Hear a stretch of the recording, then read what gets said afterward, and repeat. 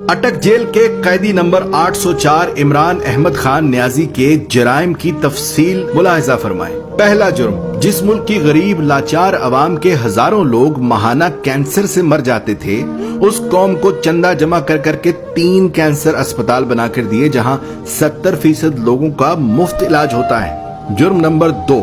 جب اس کی سابقہ اہلیہ جمائمہ نے اسے کہا کہ یا میرے ساتھ لندن میں عیش کی زندگی گزارو یا مجھے چھوڑ دو، تو اس نے پاکستان کو چن لیا، بیوی کو چھوڑ دیا، یہاں تک کہ لاکھوں پاؤنڈز جو جمائمہ کی دولت سے اسے ملنے تھے وہ یہ کہہ کے ٹھکرا دیے کہ مجھے ان پیسوں کی کوئی ضرورت نہیں۔ تیسرا جرم، 40 سالوں سے ایک دوسرے کو سیاسی اقتدار بانٹنے والے سیاستدانوں کو عوام کے سامنے اس نے ایکسپوز کر دیا۔ بچے کو سمجھ آ گئی کہ یہ لوگ عوام کو بے وقوف بنا کر باریاں لیتے رہے اور ملک کو تباہ و برباد کر دیا، اور جب اسے بار بار کہا گیا کہ تم بھی آؤ اسی نظام کا حصہ بن جاؤ، آؤ تیسری باری لیتے رہو، تو اس نے کھل کر انکار کر دیا کہ اس ملک و قوم کو لوٹنے والوں کے ساتھ اتحاد نہیں کروں گا۔ چوتھا جرم، اس نے اپنے اقتدار کے دوران مسلم دنیا کو اکٹھا کرنے کی جسارت کی، حرمت رسول صلی اللہ علیہ وآلہ وسلم کا مقدمہ عالمی برادری کے سامنے رکھ دیا اور دنیا کو مجبور کر دیا کہ وہ ہمارے نبی پاک صلی اللہ علیہ وآلہ وسلم کی شان میں گستاخی کرنے والوں کو پاگل قرار دیں، اور اس کی تو قرارداد بھی پاس کروا لی۔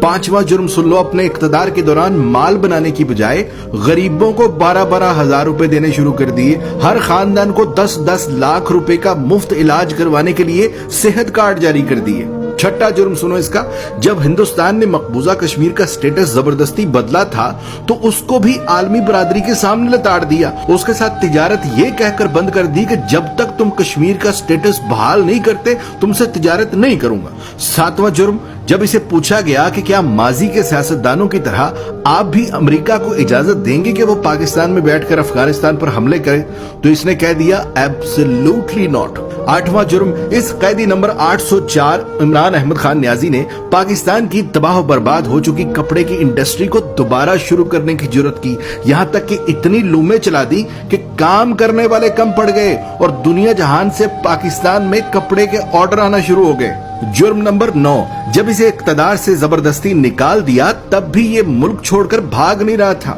حالانکہ بار بار کہا گیا کہ چلے جاؤ یہاں سے ورنہ انجام برا ہوگا، مگر اس نے کہا کہ کوئی اپنا گھر بھی چھوڑ کر کہیں جاتا ہے اور پاکستان کو ہی اپنا جینا مرنا سمجھ لیا۔ 10واں جرم، جب اسے کہا گیا کہ باقی سیاستدانوں کی طرح تم بھی مغرب کو زمینی خدا مان لو، جان چھڑا لو اور ان کے آگے سر جھکا لو، تو اس نے نہ صرف خود انکار کر دیا بلکہ اپنی قوم کو بھی یہی سکھانے لگا کہ جھکنا صرف رب کے آگے ہے، کسی انسان کے آگے نہیں جھکنا۔ جرم نمبر 11، جہاں نئے سینما گھروں کی ضرورت تھی وہاں اس نے رحمت للعالمین اکیڈمی بنا دی، جہاں اسکولوں میں ڈانس ٹیچر، میوزک ٹیچر بھرتی کرنے تھے وہاں اس نے اسکولوں میں یکساں نصاب اور قرآن و حدیث کی کتابیں لازمی قرار دے دی۔ 12واں جرم سنو، اس نے غریب اور امیر کے لیے ایک جیسا انصاف مانگنا شروع کر دیا، کہنے لگا غریب کا بھی اتنا ہی حق ہے جتنا امیر کا ہے۔ جرم نمبر 13، PIA کا جو امریکہ میں روز ویلٹ ہوٹل ہم نے اب گروی رکھا ہے، یہ اسے 2 سال پہلے آزاد کروا کے قومی اثاثوں میں شمار کر رہا تھا۔ 14واں جرم سنو،